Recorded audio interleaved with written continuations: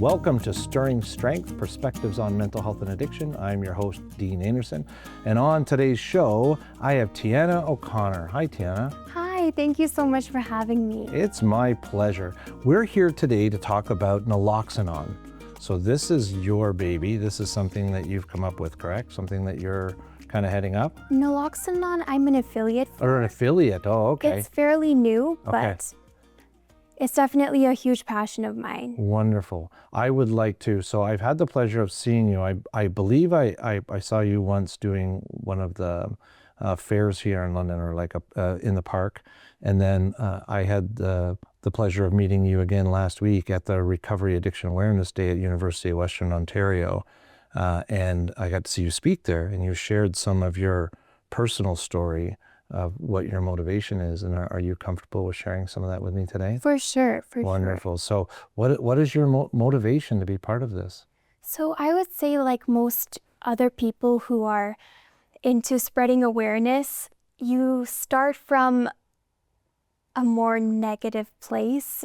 You are in a situation that's maybe a family member or a friend has been dealing with addiction. Maybe somebody has overdosed. And in my situation, when I was 17 years old, one of my friends from my community, she had passed away from a overdose. It was heroin laced with fentanyl. At her funeral, nobody was talking about her cause of death. We didn't know until after the fact. And after that, I went into a bit of a spiral. I wasn't really aware of what drugs were, to be honest. I would say I lived a bit of a sheltered life, which of course I'm grateful for, but I feel like education is very important. Then I went into a spiral of what could I have done in this situation? What if somebody knew how to help her at that time? And that's when I learned about Naloxone, and it is an opioid reversal drug. It's an antagonist. So I then went from what could I have done to now how can I educate others so that if somebody else is in that situation, what can they do? And another thing was, at the funeral, nobody was talking about her cause of death. And I respect that. I respect people's choices, but also I feel as though bringing awareness and showing compassion and just talking about this can help us to educate others and to learn how to help somebody else in that situation. The not talking about it part is a big thing, and it's funny that you bring it up. I was talking to somebody the other day about it, and even the recognition of loss in general. When someone passes away, everybody's very taboo to ask, what happened and not talk about it. But when we recognize drug addiction, overdose, or suicide for that matter, those things are really taboo. We just don't talk about it at all. When you saw that no one was talking about it, what did you do? I know that stigma is such a big thing. When we talk about drugs, we often think bad people do drugs. And we don't associate it with the true causes of why somebody will take a drug. We don't talk about how fentanyl could have been in a drug supply. And so not talking about it is something that has been going on for a very long time. And I think only recently more people have been open to speaking about drugs, and that is through education and through just listening to other people's experiences. Because like myself, it took a personal situation to learn about it and to destigmatize it even in my own head. So let's just be open and compassionate. I really wish that we would be more open and honest, but I think you're right. If there's a stigma, there's a shame, there's if somebody lost their life to such a thing, it must have been that they were deviant or a bad person or doing something, and we don't want to hurt that memory of that individual, when meanwhile it was just a moment in their life that led to that tragedy, but it doesn't define them as who they are as a person. Absolutely. Yeah. I totally agree. We need to get rid of that. When somebody has a heart attack, which is a common example I like to use, we give them CPR, we act quickly, we feel empathy for them. We don't ask which lifestyle factors have contributed to this person having a heart attack. Yeah, we're not shaming them over, counting the cheeseburgers that they ate to get to there. We kind of sidestep it, and that person becomes the victim to circumstance, whereas, someone else in addiction is not victim to circumstance. They're the result of their choices. For sure, absolutely. And I think that the war on drugs now has become the war on people who use drugs. And that's a narrative that we need to shift, and that comes through just talking about things just like we're doing right now. Open conversations and taking care of those things is really important. So is the process of grieving, I think. So when someone has a loss, such as a tragedy of someone, being very young, I'm assuming it was a friend of yours was very young, Yeah. right?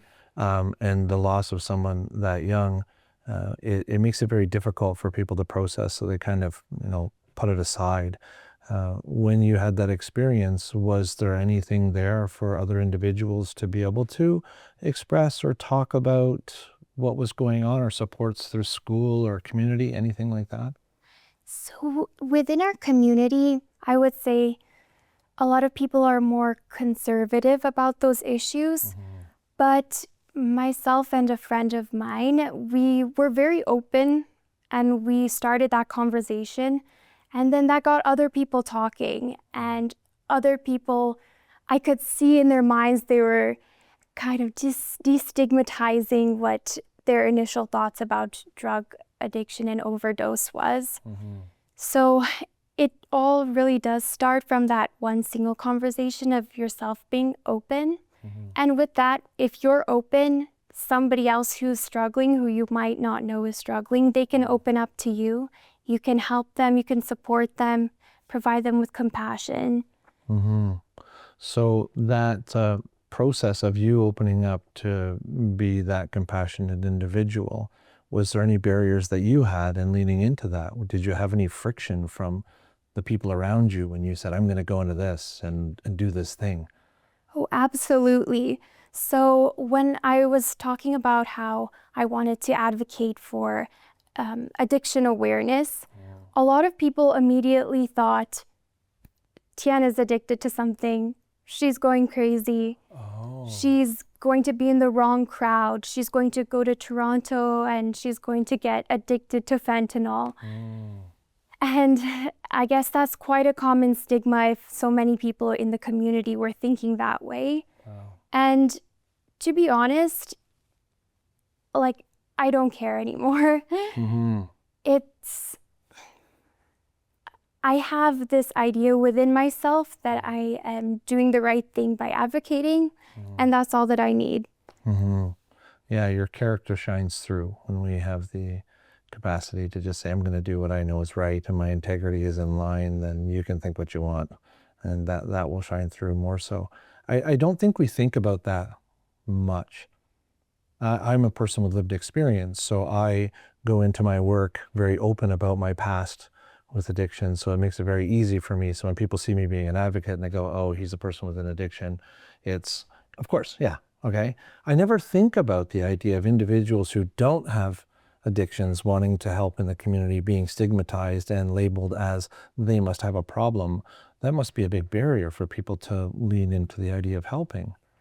For sure. And maybe it is a lot harder to relate when you haven't had that lived experience. And that's why I say go to your local community centers, find people to talk to, listen to other people's stories, listen to stories on Epic Recovery. Nice plug. Got you there.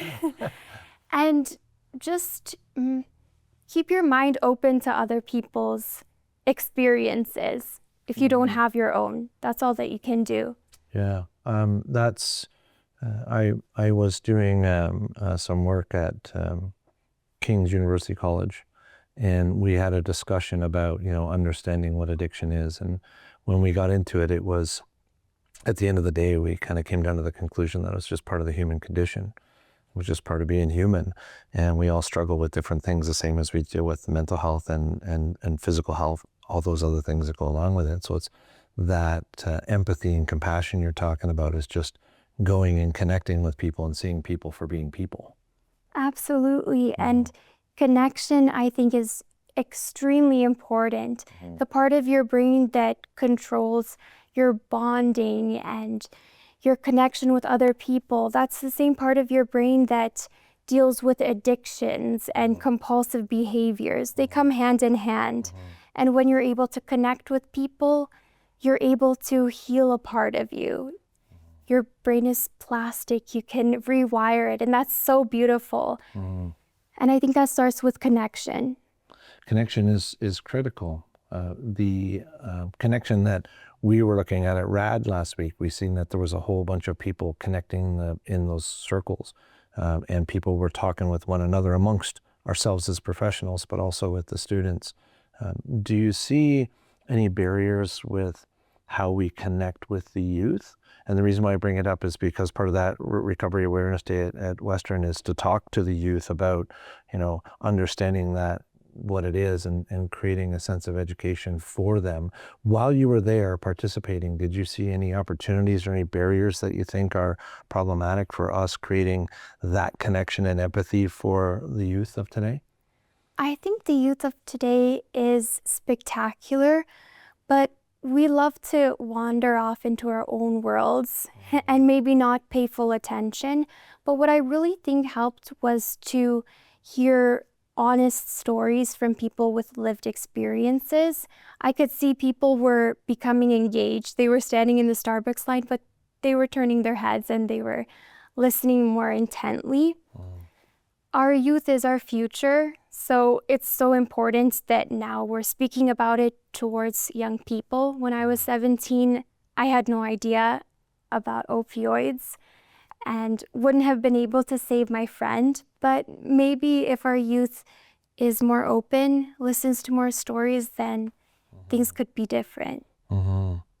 So them participating and being there and connecting with individuals just to break down some of that stigma. I think the stigma is shifting. It's changing with today's youth. We're getting a little bit more open. But I also recognize that there was almost a demograph switch where the intravenous drug users or the drug use is a little bit separate. It's the university crowd of young students are very like, that won't be me. Like I'm not going to be there. And I want to really kind of get an idea of how do we get them to understand that it's unbiased, that you could be here. It doesn't take much, or your friend, and what you're referring to, the loss of your friend. I'm assuming it wasn't somebody who had an entire long lifestyle of living in homelessness and all of those things. She was a young woman, right? Yes. So we have to start kind of breaking that down to say everyone is susceptible to this, right? So, how do we do that? How do we start, from your opinion, how do we start breaking down that to get them to see it's not biased? I think we need to understand how common it is. Every single hour, somebody dies in Canada due to opioid toxicity related deaths, around 22 per day. So that could be your dorm mate, that could be somebody you met in the cafeteria, in your auditorium. It's so much more common than we think, and we need to really push that fact that it's so prevalent, and it's become so much more prevalent after COVID and during COVID. Rates increased to 91% regarding opioid-related toxicity deaths. Wow. And I don't think that's ever talked about in media. That's not talked about in our TV shows that we watch. It's still more stigmatized, maybe even romanticized. To some state, it can be romanticized. To some extent. Yeah. So I think you're right.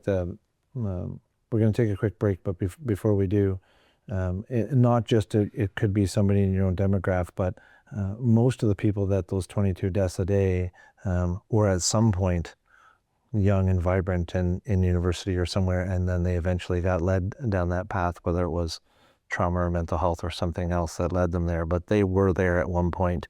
Many of them in that age group or in that space, not all of them came from some impoverished lifestyle. So it leads that way. So we're going to take a quick break. We'll be right back with Tiana on Stirring Strength. Welcome back to Stirring Strength. We're having a great conversation with Tiana talking about naloxone and the work that she's been doing.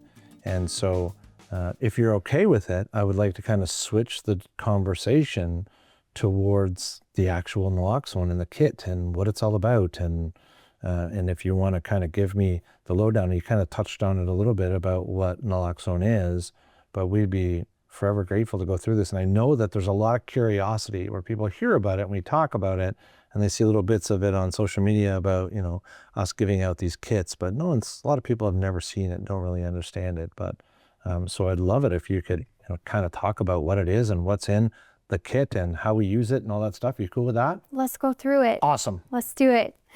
So this is naloxone. What naloxone is, it's an antagonist, an opioid antagonist. Opioids bind to receptors in your brain, and what naloxone does is it kicks them off and binds. It has a higher affinity, and it gives you about 30 to 90 minutes to seek medical professional help. And it's a life-saving tool. Cool. So you can get naloxone at your local pharmacy. You could get it at Shoppers, Rexall. You just need your health card, or you can get it on Naloxone's website. Cool. All you need to do is input your address and they send you one for free. Nice. Actually, we will have naloxone put on the bottom of the screen here, the website, if you're okay with that. Yeah, so that people can understand and know where to get them. For sure. Perfect. Okay, now the fun part. Let's All go right. through it. Right. So the curiosity of it all, right? Yes. So I can kind of see that on there. So tell me what's in there. So you have 4 tools to use. You have 2 of the nasal injection sprays, also referred to as Narcan. They're very easy to use. All you have to do is push the little plunger, put it directly under somebody's nose. Yeah. For sure. You can even open it up if you'd like. I can open it up. I'm gonna. We have lots, so we're not wasting. I know that there's enough to go around, but you never know when one of these TV shows might be helpful to somebody else to understand it. So For sure. I got that here, and we can get, and you see the little red plunger on there. So I just take this and I put it in my ear. No? Oh, No? almost.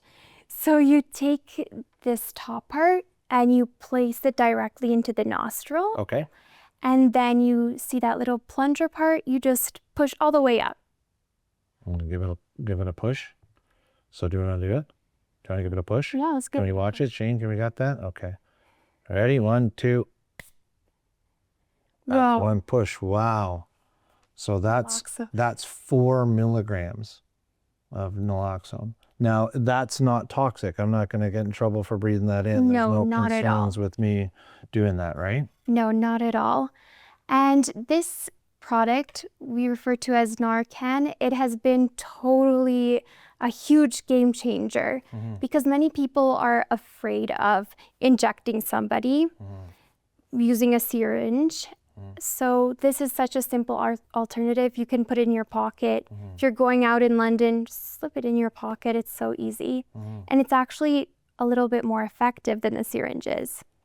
Yeah, I see that we have some instructions here. It's an instruction manual inside the package, so it has all of the how-tos as part of it. So is there any formal training that people need to do? Because I know that a lot of people worry that, much like CPR or something, you need to have a certificate to use it. Is there any formal training that a person needs to be able to use the nasal spray? There's no formal training required. There are many training options available. You can go to Naloxone.ca. You can get it from the Ontario website. So there's many options, but there's no requirement. Even for first aid, since the Good Samaritans Act, if you're trying to help somebody in a medical emergency, you're not legally liable for any damages. And Narcan naloxone is completely safe. Even if you're using it on somebody who maybe has done cocaine or alcohol, maybe both together, it only works on your opioid receptors and it won't harm them. So Right. just do it. Kind of a better safe than sorry kind of thing. Absolutely. Right. I recall in my many years of working in the front line, there was times when we had individuals that were intoxicated on alcohol and they weren't sure if there was opioids related, so they would use the naloxone on them just in case. And then you'd have a very angry drunk person with something in your nose. But it was better than not worrying, like wondering if there was a concern, right? For sure. So, Better safe than sorry, 100%. okay. And then we also have some other things in the bag here, some safety. We do.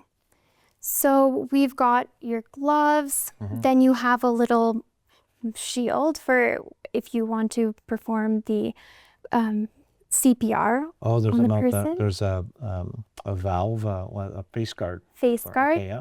Exactly. And then you have 2 syringes as well and 2 of the ampules. Okay. So what you would do is you'd take the syringe, you'd stick it into the vial, take it from the vial, and then inject a person in their muscle. Okay. And that is a little more intimidating, a little more scary. It's quite simple, but that's why Narcan is such an amazing new creation. Then we have just some steps on how to react to an opioid overdose. Maybe in this moment you're freaking out, adrenaline is running, you forget what you're supposed to do. So you've got that reminder. You've also got some alcohol swabs and just basic materials that you would need for CPR. Okay. So the needles are intimidating.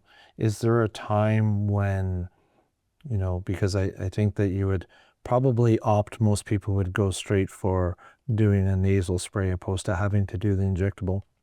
What would be an example of a time when the injectable would be more desirable than using or more effective than using the nasal spray? So I would say if you can tell that a person isn't able to breathe at all through their nose, maybe their nose is clogged, that would be just about the only situation because the nasal spray is a little bit more effective. If you can't reach that part of their face, if they're maybe a little more combative. Yeah, okay. I think I recall times when there's been violence involved and somebody's got a bop on the nose and they have some blood going there, maybe a broken nose, that might not be, or sometimes people in the process of the overdose, they fall on their face. And then that creates it so that's now created a barrier to that. So having the injectable is going to be valuable for those situations. We're also wondering about, I know that when it comes to taking a Tylenol or something, my partner can take 1 and I need 3 because I'm 200 and some odd pounds. So there's a larger dose required for me. So based on body weight, is it safe to take multiple doses? And if so, when? Right? Because I know that there's four in your kits. The ones that I know that we use in London don't have the ejectables. The ones that they give out at the shelters just have the nasal ones. But is there a time between or a maximum dosage an individual can take? There's no real maximum dosage that you can take. It's recommended that if you don't see signs of improvement after 2 to 3 minutes, then you re-inject or respray the Narcan. Yeah. But there's no truly harmful side effects that have ever been reported. Okay. So after a few minutes and not seeing effects. So the weird thing about it is the effects are them coming back, waking up, and what are some of the effects that when people can look for? They go, okay, you're having an overdose. We see that you're non-responsive and now we've done it. What can they expect? So when somebody is experiencing an overdose, you look at their lips, you look at their fingernails, are they turning blue? You check for their breathing. That's very important because what opioids do, they slow down your breathing to the point of not breathing at all. And that's what can lead to a death in an overdose. And so what you want to look for is a little bit of color coming back to their mouth and to their fingernails. You can see slowly they start having more shallow breathing. Then it turns into more normal breathing. Okay. And it's true that the person will immediately be going through withdrawals if they have a dependence on the opioids. So they may be a little bit more irritable. They may feel nauseous. And just the common symptoms of a withdrawal. Right. And I'd be really cautious around this, because sometimes when people go into that withdrawal, or I've seen people that have been in an overdose state, and unfortunately, and we've used the naloxone, and then because it takes them and puts them right into withdrawal, sometimes that agitation can be a little bit more serious. I don't want to scare anybody away from ever doing this and thinking that they're in danger, but it's always a good idea to make sure that when they're coming to, you're kind of keeping a little bit of a distance, and you're making sure that you have other people around, or you've called 911, right? That's a really great point. Yeah, because I've seen it before, and in all the love and compassion for people helping the individual that were there, and then the individual doesn't know what's going on, and they're kind of coming awake, and all of a sudden they're like, what's happening here? And it can put them into a state of I'm not going to say shock, but they're certainly disorientated. So we want to make sure that we're being safe when we do that, depending on where we are and who we're with, right? That's a great point. I think that the best way to make sure that somebody else is safe is to first make sure that you're safe yourself. Good answer. I like it. So the same as if anybody's taken first aid, it's, kind of checking your environment, making sure you're okay, and making sure you're not going to hurt yourself in the process of trying to help somebody else, right? Like, and part of the first aid training is, check the environment, make sure there's nothing that's going to hurt you or fall on you while you're doing that.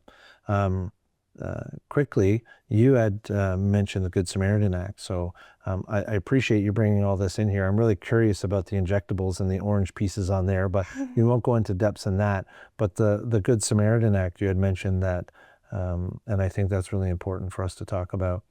My understanding of part of it is that if you are another individual who has drug possession, or you have things on your, and you're worried about being penalized by the police because you've called 911 and you did this with somebody else, in the process of doing that, you're worried that you're going to get arrested, that the police will give you some lenience and understanding to be, no, you stayed here for that. We're not gonna arrest you for your drug use because you're helping the other person. Is that correct? Absolutely. As long as you worked in the best interest for another person, then you won't be held liable.